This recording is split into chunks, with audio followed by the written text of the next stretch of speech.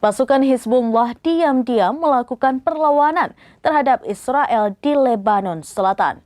Hizbullah menargetkan sejumlah pangkalan militer Israel.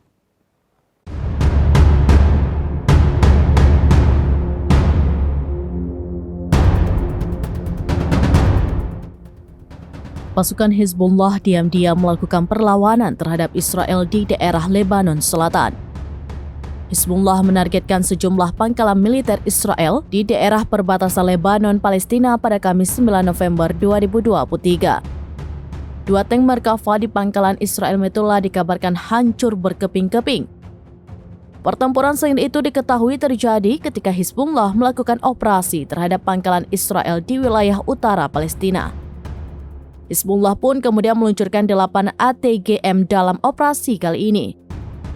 Pertempuran sengit berlangsung sekitar 30 menit menggunakan senapan mesin dalam jumlah besar. Hizbullah mengatakan perlawanan ini sebagai langkah lanjutan terhadap penjajahan Israel di wilayah utara Palestina yang diduduki.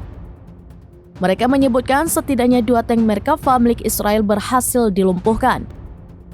Israel kini tampak kewalahan menghadapi serangan dari berbagai front. Pasalnya, pasukan infanteri Israel di kota Tarbika, Lebanon juga diserang habis-habisan. Maka dari itu, pemboman Israel di pinggiran kota Kfar Kila dan Der Mimas dihentikan. Hal itu mereka lakukan setelah Hizbullah menargetkan Metula.